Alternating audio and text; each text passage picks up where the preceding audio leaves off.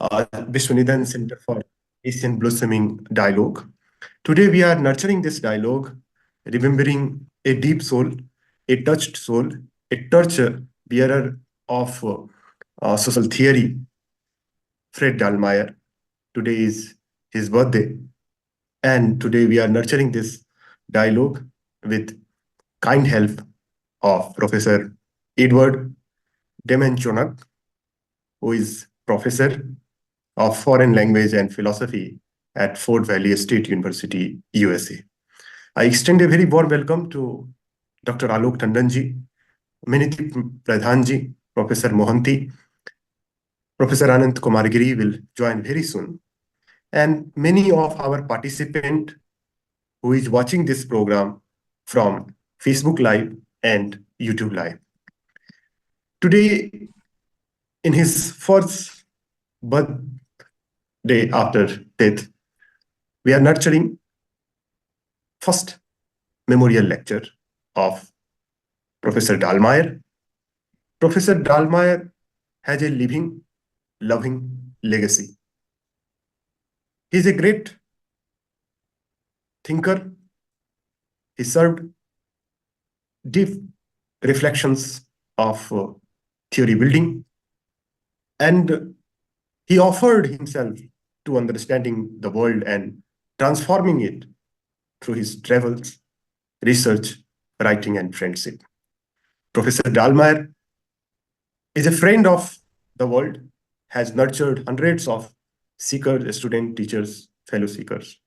He has written hundreds of articles and books, and each sentence of his comes from the depth of his heart and truth-seeking. Today we are nurturing his remembrance of theory building, and we have titled today's talk as Fred Dallmayr on a Path Towards Global Justice. So without further ado, I would request Professor Edward to nurture today's dialogue. Since this program is being live streamed on our Facebook channel, so many of our participants, they comment, they put question in chat box through Facebook Live also. So over to you, Professor Edward. Thank you very much. I'm very grateful to the organizers of this great event to commemorate the legacy of the late Professor Fred Dallmayr. I was fortunate to be a colleague and a close friend of Professor Fred Dallmayr. And on October 18th, every year, I used to call him, we talk by phone, I congratulate him with his birthday, and our conversations were very mutually inspiring.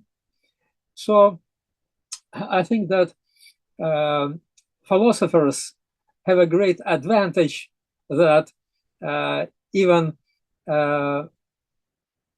when after they pass away, which is natural, perhaps to join a better world in the heaven for the believers, nevertheless, the legacy, their books, articles, etc., remains alive, and people continue to join them. So philosophers, great thinkers like Fred Dallmayr used to continue their intellectual or spiritual life in human minds. And they great ideas, humanistic ideas, are always welcome and continue for betterment or amelioration of this world. Back in August this year, I participated in the World Congress of Philosophy in Rome.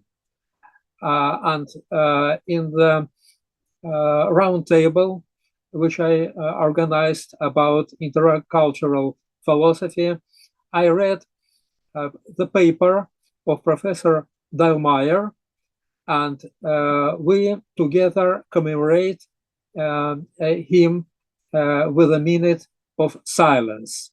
So he was participant of that Congress with us, also indirectly as well. Today, the topics of my presentation is Fred Dallmayr and a path toward global justice. Fred Dallmayr is a philosopher humanist.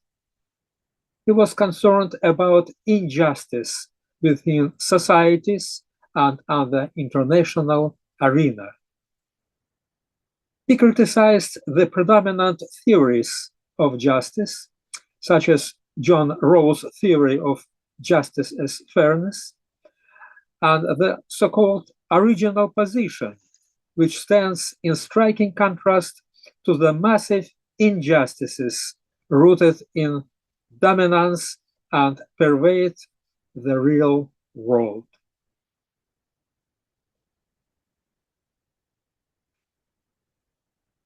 The term justice should not be reduced to a particular legal system and the prejudices to those who control them.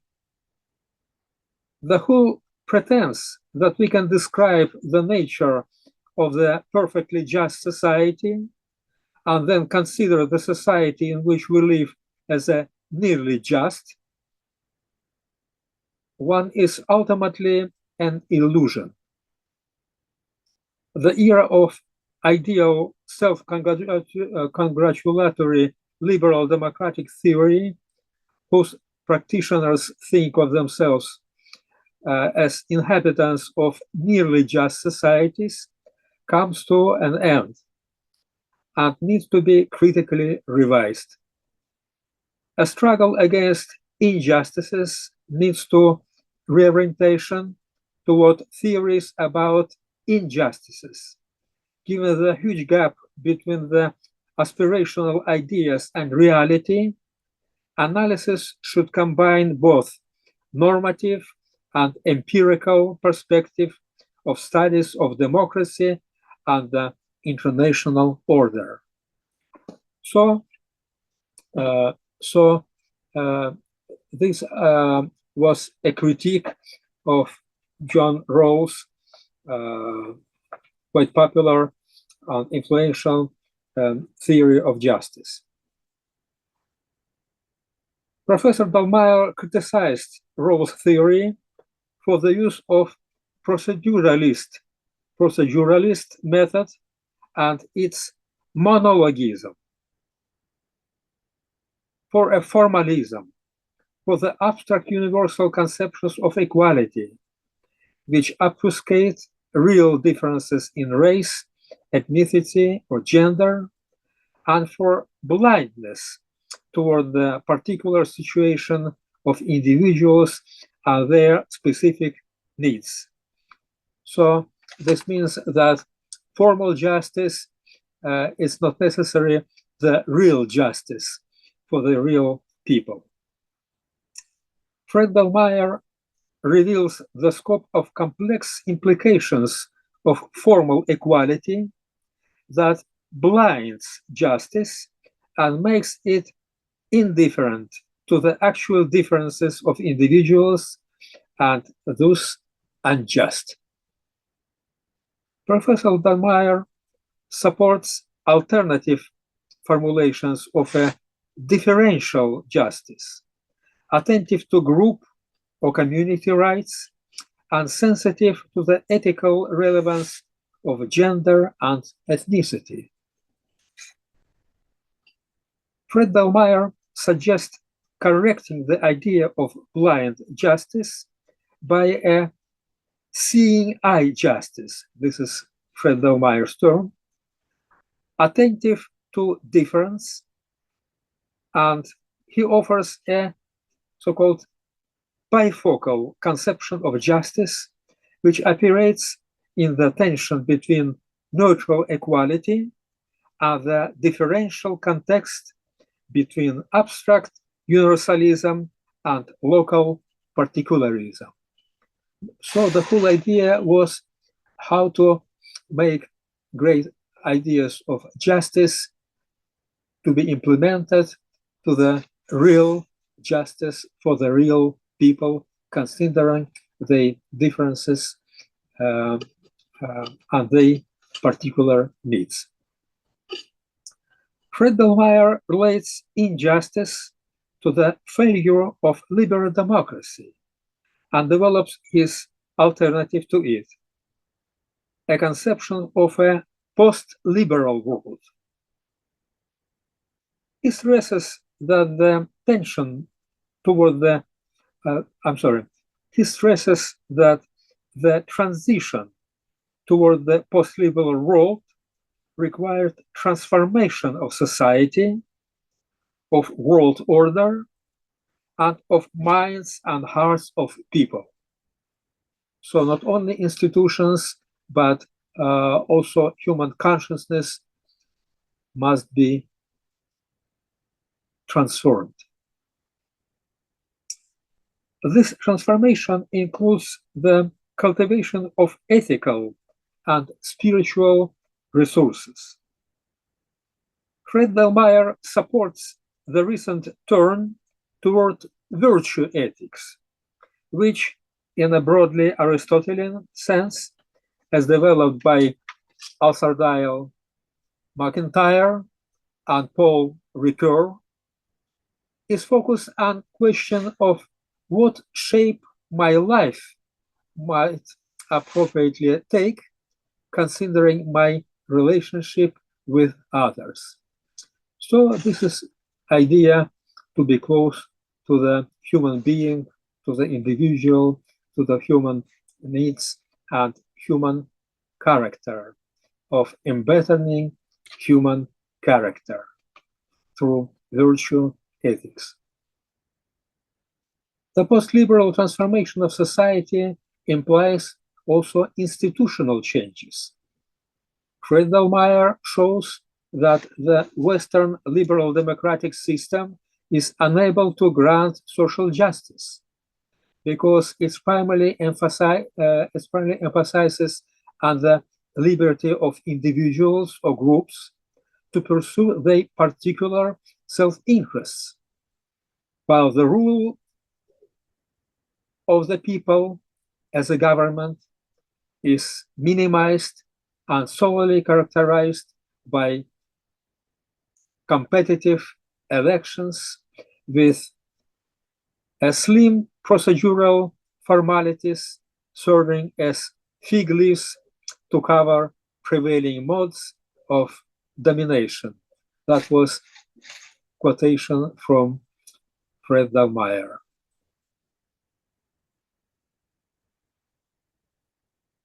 To this, he opposes the conception of the democratic policies as a dialogical relationship and relational practice guided by ethical principles and love of equality, equality between citizens, and also an international relations between West and non-West. That means that equality between people within society and equality among nations in the international arena.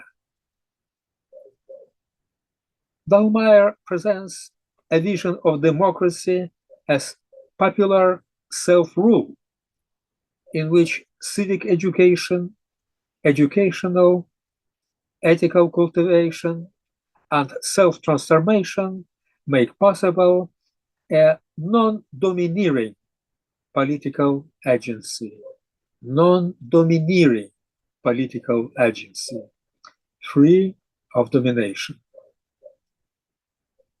He calls it the democracy to come, which is our real goal of the social political transformation of societies and the international relations.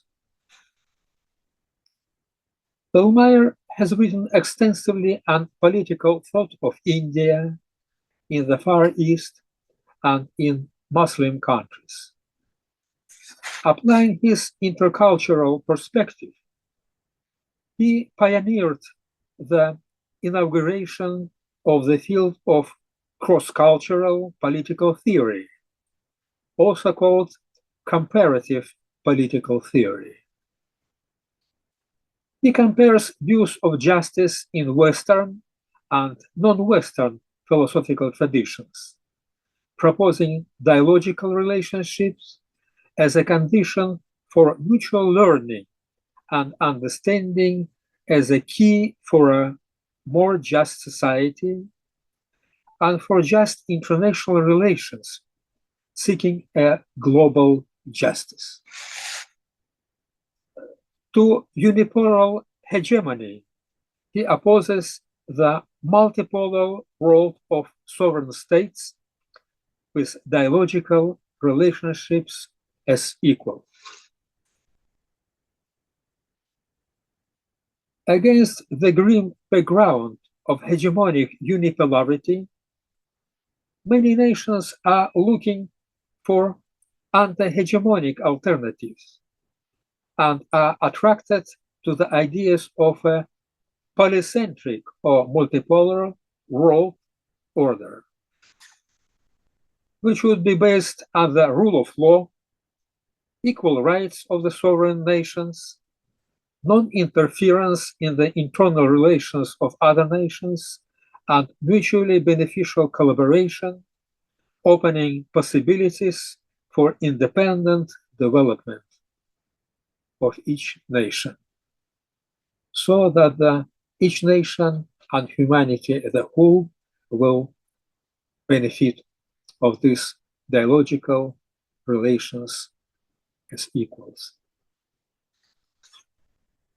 With the growth of the economic and military potential of non-Western powers, the contours of an emerging polycentric or multipolar world are marked by transcontinental and regional alliances such as BRICS, an economic association of Brazil, Russia, India, China, and South Africa, to which more countries already are joining.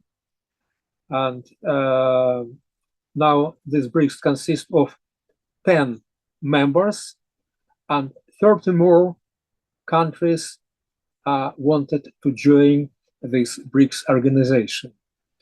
As a matter of fact, tomorrow, on October 22nd, in Russia, in the city Kazan, will take place the meeting of BRICS country, which will develop the strategy of mutually beneficial development, which hopefully will benefit to the world prosperity, to the global justice and peace. Also, the other organizations which contribute to this new format of international relations are the Shanghai Cooperation Organization, the Eurasian Economic Union, and the Collective Security Treaty Organization. All these international organizations have the goal of mutual cooperation as equals based on dialogue and equality, respect to the interest of each country, and peaceful cooperation aiming for global prosperity and justice and peace. The hegemon-centric dystopia to this hegemon-centric dystopia, Fred Dallmayr opposes the vision of the future as future of humanity as cosmopolis. Cosmopolis. This was Fred Dallmayr's great idea. He, as many like-minded philosophers, is aware of the difficulties in speaking of cosmopolitanism in a Western civilization that does not know what the cosmos is, and confuses the universalistic term with the expansion of its own interests.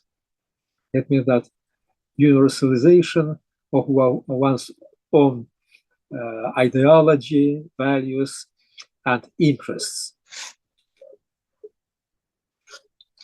Thus, it is important to separate the wheat from the chaff, to distinguish the genuine liberating meaning of the cosmopolitan ideal from subjugating hegemonic simulacra as an imperial version of cosmopolitanism.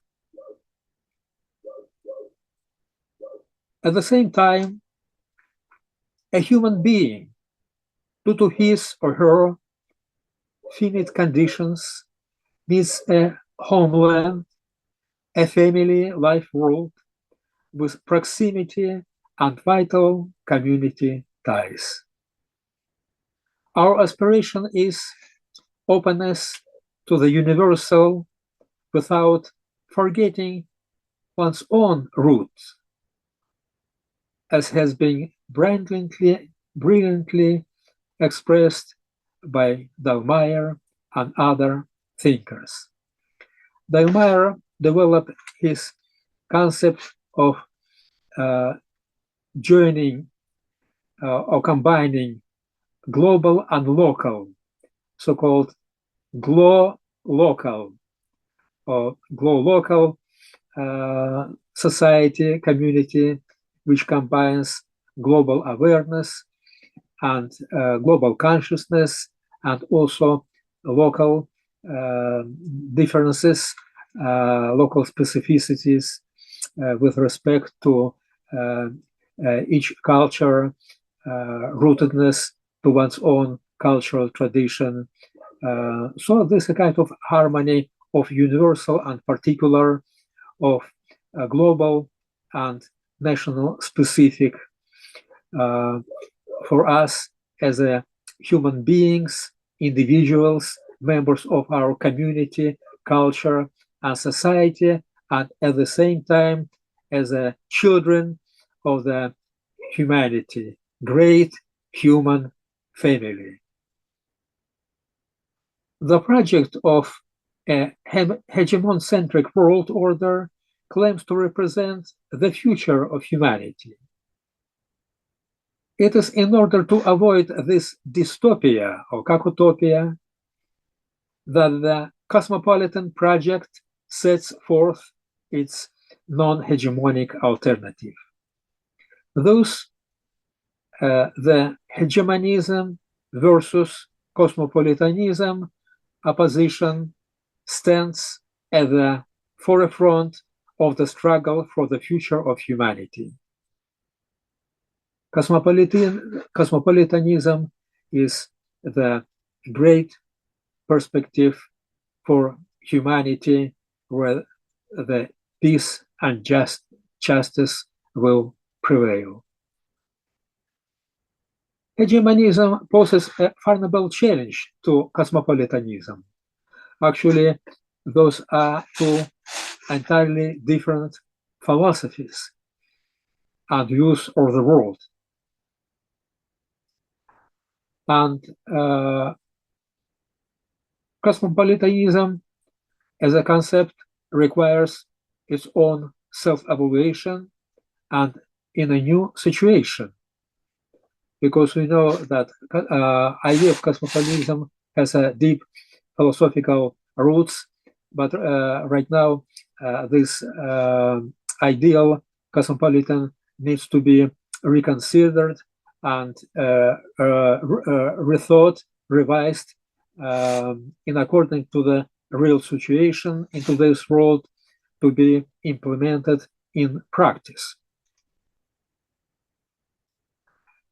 This rethinking of cosmopolitanism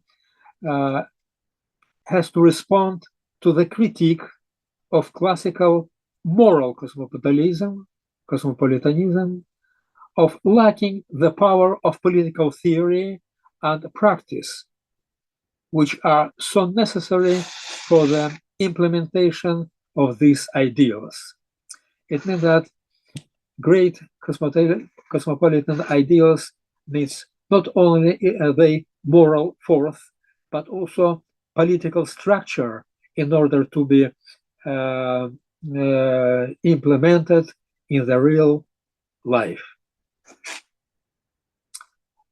The cosmopolitan agents are frequently being criticized for its universalized Western centrism, which tends to exclude decolonial or subaltern perspectives. But this perspective must be considered. Critics have pointed out that such universalism was not sensitive to the plurality of the world and the cultural diversity. It was vulnerable to being associated with abstract universalism, which is also abused by homogenizing hegemonic globalization with its ethnocentric pseudo-universality and imperial cosmopolitanism. So to this simulacra or fictitious imperial cosmopolitanism, the theorists try to oppose the real genuine cosmopolitanism. First Dallmayr developed his conception of cosmopolis in dialogue with the ideas of other theories of cosmopolitanism and contributed to the development of a new cosmopolitanism. This is the term, new cosmopolitanism, which is not only a moral ideal, but also a political project with such characteristics as being reflexive, critical, democratic, rooted, dialogical, intercultural, and transformative. So those are the main characteristics of the new cosmopolitanism. I repeat these characteristics as being reflective. It means that self-reflection of its own philosophical, methodological presuppositions, critical, to be critical to the social reality, democratic, based on democratic relationships between people within societies, and democratic relationships among nations in the international arena, rooted, it means that culturally rooted in each specific cultural traditions, dialogical, it means based on dialogue as equals among the peoples, among the nations, intercultural, it means that considering intercultural relations among representatives of different cultures and nations, and transformatives. It means that the whole set of these qualities of the new cosmopolitanism as a real political project is to transform the world, to transform societies, to transform the world order, and as well as to transform the mind and souls of human beings, metanoia. First Dallmayr's conception of cosmopolis has some distinctive characteristics that are related to his interpretation of Heidegger's conceptions of being in the world and care, as well as his conception of relationality, democratic politics as relational practice, world maintenance, and spirituality. Fred Dallmayr views cosmopolitanism not just in legal and institutional terms, but in a broader cultural and philosophical sense. He favors an approach that gives primacy to practice. And I'm quoting Fred Dallmayr, pointing to the need for concrete engagements across national, cultural, and religious boundaries. I repeat this Fred Dallmayr's quote, pointing to the need for concrete engagements across national, cultural, and religious boundaries for, again quoting Fred Dallmayr, for the building of a pluralistic and dialogical cosmopolis. That was Fred Dallmayr's ideal, the pluralistic and dialogical cosmopolis. Fred Dallmayr envisions the perspective of humanity as a gradual evolution toward a cosmopolis as a world order of justice and peace. Of course,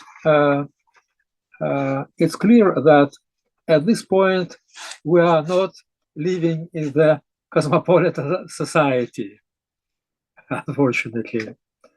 However, we are living in the process of cosmopolitanization.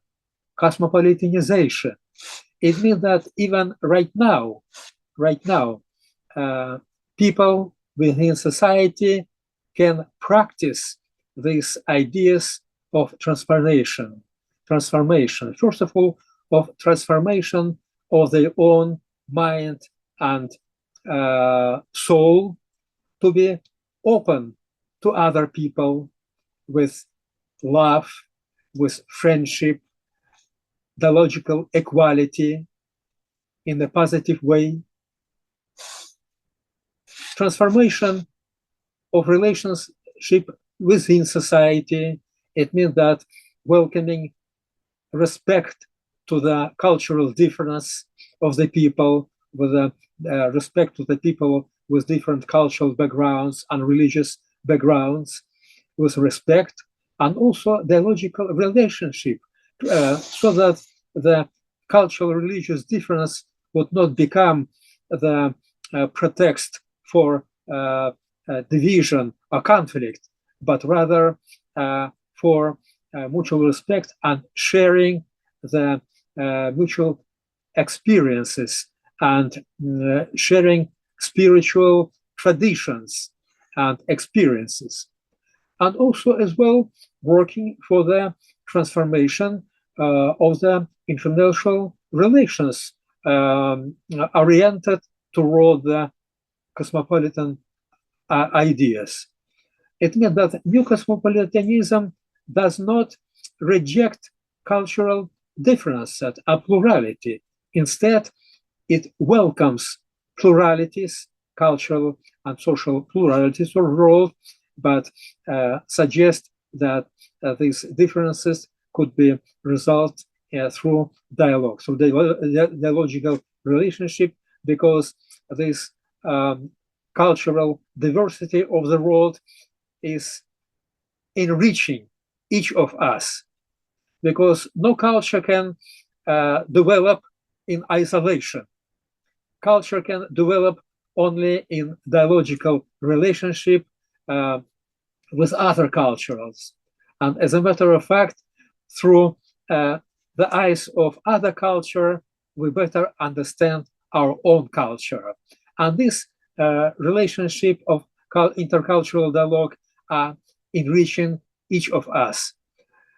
So therefore, these great ideas offer an alternative to the world of wars, injustices, and violence. So this is really alternative of the transformation of the world in the positive way, into the dialogical democratic relations among the people within society and among the nation, and to build up this future cosmopolitan world of freedom, justice, and peace. So with this, I think that these great ideas of Professor Dallmayr, which were expressed in his about 40 books and hundreds of articles and other publications and presentations, are very relevant for us.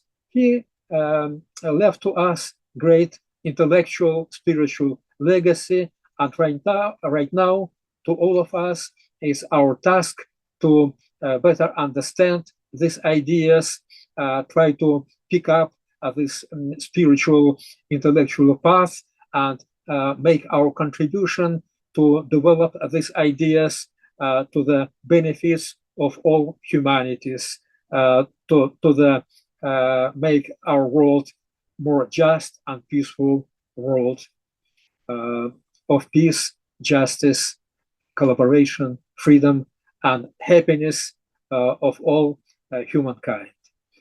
So thank you very much for your attention to this presentation. And right now, if we have any questions, I will be more than happy to answer these questions, and we can start our discussion.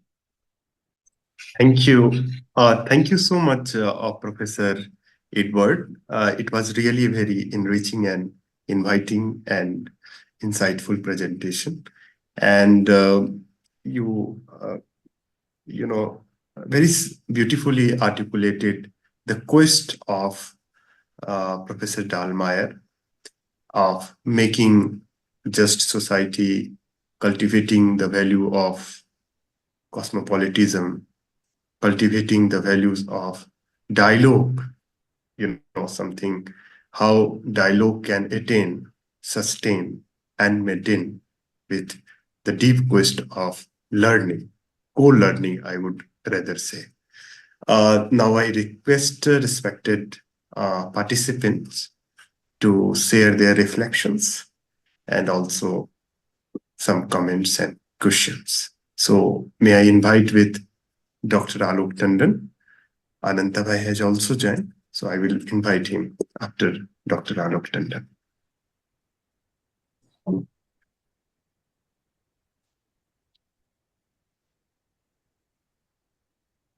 Dr. Tandon is taking some time. I would like to invite Anantabhai.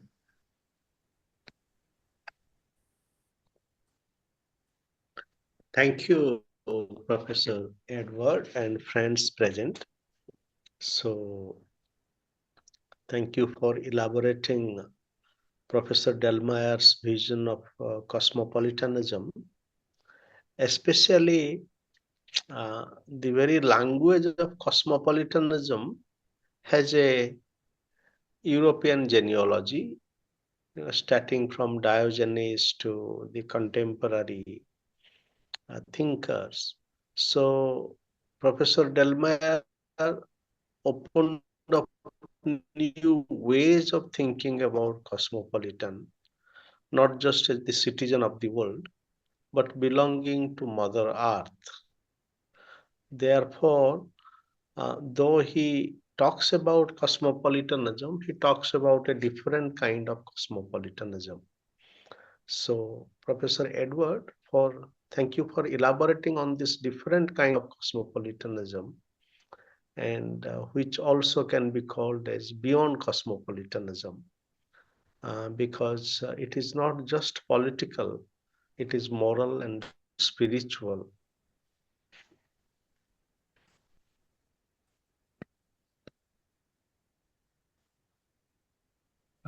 Is this your question, or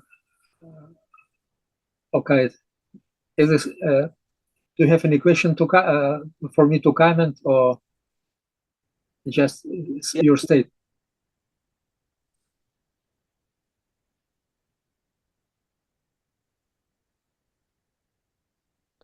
It is just a thought to share to begin with. So therefore, how Dallmayr's vision of cosmopolitanism is also a critique of one particular genealogy of cosmopolitanism, that is this Euro-Western genealogy from Diogenes to Kant and to the contemporary, which looks at cosmopolitanism as citizen of the world.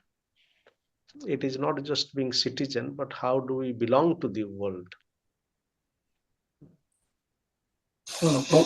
Thank you very much. Therefore, Dallmayr's emphasis on.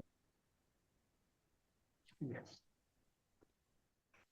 Thank you very much for your question. Really, it's a big and deep question. Certainly, each of us, we are working, inheriting certain background, intellectual, spiritual, etc. So all our ideas are coming from our certain roots. And definitely, Professor Dallmayr started his intellectual career or his philosophical journey based on Western philosophy. But the most, and he was very deep, knowledgeable in Western philosophy, and was able to critically reassess Western ideas. But at the same time, he was not limited with the Western so-called framework, but rather he was open to their many other cultures. He traveled and lived in India, China, in Indonesia, in the Middle East, etc. So he was genuinely interested in different cultures, versatile on them, and he tried to understand them and to bridge these cultures, seeing that they can complement each other. Of course, you are right that idea of cosmopolis has ancient Greek roots. It was developed in Western philosophical tradition, but nevertheless, it has some universal human aspects. For instance, idea that each human being belongs to the humanity as a whole. Well, so we are not only citizens of our own society or country, but we also are world citizens, and we have our world citizens' rights. So based on the human universal human rights declaration, that each human being also has universal, undeniable, and unalienable rights. So therefore, these universal ideas of each human being belonging to the whole human family, I think that it can resonate with the ideas of the people from any other country. So that's why this is ideas which can be relevant to the other cultures, other societies. And as a matter of fact, the idea of new cosmopolitanism is that it was not limited with the traditional Western ideal, but also is open to many other cultures, to the cultural diversity, to be in dialogue. It's intercultural. So therefore, this new cosmopolitanism expected to be elaborated more from different perspectives. So I think that the Indian philosophers or philosophers of other cultures can contribute to elaborating of this idea of our universal human commonality, of community, and to think how we can together collaborate to make this world more peaceful and just. Well, so that's why this is not like a absolute cliche, but rather it's a very open idea, welcoming everybody interculturally to contribute to the further development of these ideas. As a matter of fact, Professor Dallmayr latest edited volume was called Dialogue and the New Cosmopolitanism, Conversation with Edward Demenchonok. So, and the most important is that in this volume, many philosophers from different countries were participating, contributing to this volume, expressing their own views of new cosmopolitanism and dialogue from their own perspectives. So the whole idea is that this idea of cosmopolis or new cosmopolitanism by Fred Dallmayr is open, inviting to philosophers of other cultures, other nations to contribute and further develop these universal human ideas, ideas for the mutual beneficiation of the future of humanity. Thank you. Well, Randeji, may I ask a question? Yes, sure, please. You are cordially invited. Thank you. You called me, I was a bit. Actually, I have not gone through the whole contribution of Professor Dallmayr. But listening to this learned professor's lecture today, the question naturally comes to me that the idea sounds very idealistic, somewhat utopian to me, because in a world divided into nation states and nation states fighting against each other competitively, not only economically but also militarily nowadays, and also given the fact of conflict of cultures and civilizations, how this idea of cosmopolitanism of Dalmayr can made operative.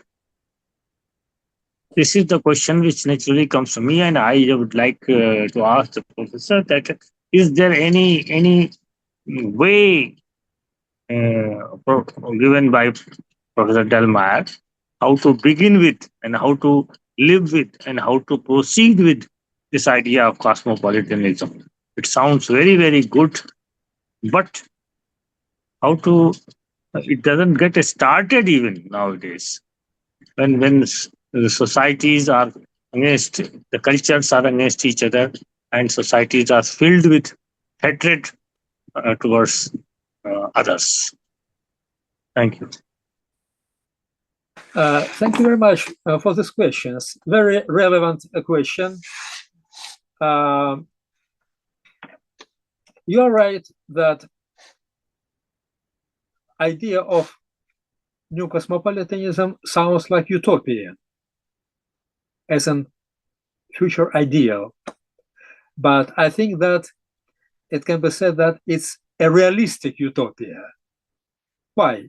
First of all, you're right that right now we're living in the world of the nation states, and each nation has its own interests, that these nations are fighting each other. So we have wars, injustice, colonialism, neocolonialism, and right now we came to the point of the possibility of the global nuclear war, which would exterminate the whole humankind. It means that we need to understand not only the world how it is in reality, but also the world how it should be. Because humanity today reached a point at which it cannot continue the same way, because this trend of the nation state, which started from Westphalian peace, which was a result of the 30 years war in Europe, Westphalian peace, nation state, sovereignty. So this humanity cannot continue to live in the same way or be divided, competing nation states. Right now, there is one very important point. The problem is that right now there is a tendency of hegemony, of the kind of like imperial hegemony, trying to erase nation borders, nation interest, etc., and to impose the interest of one hegemonic states. So therefore, right now, in resisting this hegemonization, nations need to defend their nation-state interest. This is legitimate interest based on the Chart of the United Nations. So sovereign equality of the nation and the right of the nation for the development, non-interference in the internal affairs of the nation. Those was clearly stated in the Charter of United Nations. So right now we have as immediate task the nation state in need to protect their own nation state interest against this hegemonic interference. So that's why the first step is transition to the multipolar or polycentric world. And right now, precisely these BRICS and other international organizations are working on how to find this way of the world organized on the sovereign nations having their own interest, sovereignty, and independent development, but on the basis of dialogue, not war, not competing with each other, fighting each other, destroying each other, but equality, mutual beneficial collaboration, and people following this United Nations Charter strictly, and this goodwill and common sense can develop the relations of mutual collaborations as independent sovereign state, mutually beneficial. And based on that, the next stage as a future perspective, what could be? The world cannot remain forever, the global united world cannot remain forever divided by borders and like separated units. They need to cooperate with each other, and certainly they can develop this further collaboration mutually beneficial to the cosmopolitan perspective. It means that to develop more uniting, more universal features of collaboration. Again, not based on hegemony and domination, but based on mutual agreement, respect to mutual interest and collaboration. This will be the really prospect of humanity from the continuing conflict, which could result in the mutual extermination, collapse, either nuclear war or even ecological crisis, but into the direction of mutual collaboration, mutual interest, mutual respect, mutual beneficial again toward the cosmopolitan world of global justice and peace. This is perspective of humanity in a positive way, and the result depends on us or the will of the people. And if we, as each human reasonable person, want to survive, avoid this global catastrophe, if we think about our own future, the future of our families, our children, grandchildren, future generations, we need to think in these positive directions and use our power as the citizens democratically to develop our social consciousness, our global consciousness, and to pursue democratically, peacefully, these ideas of transformation of politics of each state and international politics. This is the future of humanity, and ultimately, either catastrophe or bright future of humanity, it's not predetermined. It depends on us as a people, and our efforts. The history is open, and it has moral responsibility of us in which direction it will continue. So Professor Dallmayr idea of cosmopolis was not just empty utopia, wishful thinking, but it was clear philosophical vision of the options which today's society and world has, and indicating the positive solution of the existing global crisis toward the positive development and the bright future of humanity, of global justice and peace. This is my brief answer to your question, but of course, you can learn more by reading works of Professor Dallmayr.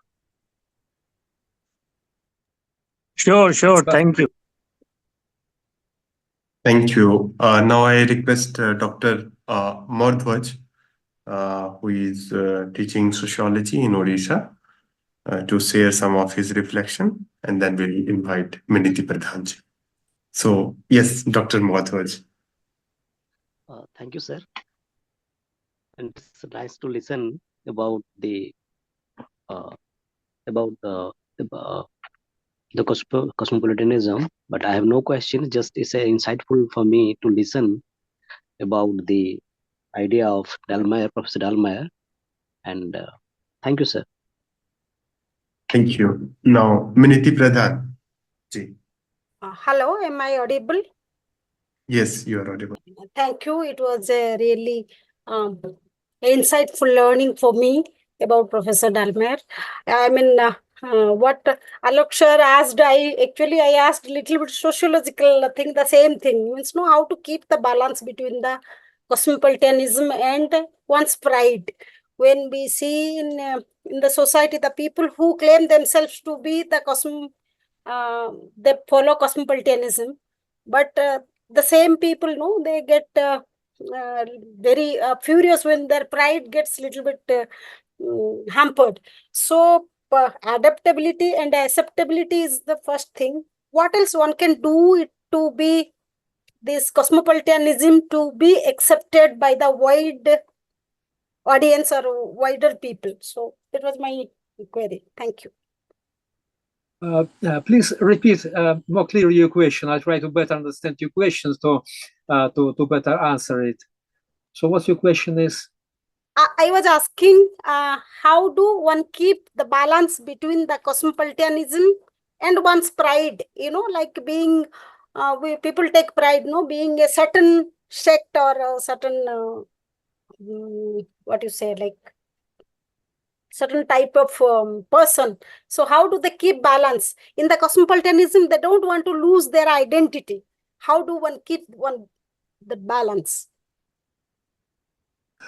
In my understanding, yeah. In my understanding, your question is how to keep a balance between universal cosmopolitan idea and your own cultural identity. Am I right? Did I understand correctly your question? Yes, yes, yes, yes. Very much. Well, this is a very good question. This is a very good question.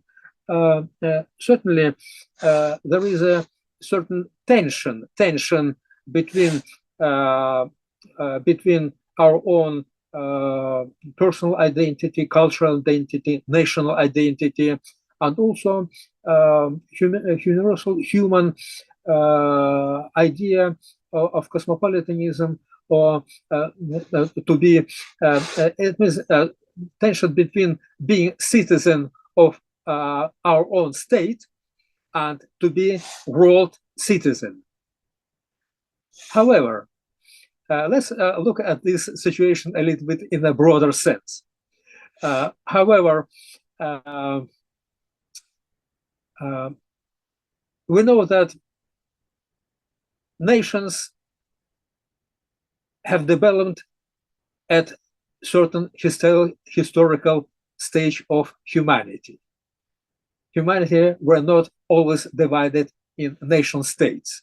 So they historically appeared, developed for a kind of like maybe 500 years till now, and they historically can evolve and disappear. So I think that frankly, there is no real contradiction between our understanding that each of us, we belong to our local community, to our family, local community, our religious group, culture, nation, and at the same time understanding that at the same time we are children of the human race, of the humankind. Because what we right now we're living, what we are right now we enjoy the fruits of the common progress of the humankind, developed, contributed by different civilizations, but Western European civilization, but Indian civilization, Chinese civilization, Russian civilization, African civilization, Latin American civilizations. So it means that right now we are enjoying the product of the whole humankind, and not only just our own society. And as a matter of fact, in today globally interrelated world, the future progress of each of our society depends on the progress of any other societies. We can prosper only if each society will share their own contribution, economic, scientific, cultural, to the progress of humankind.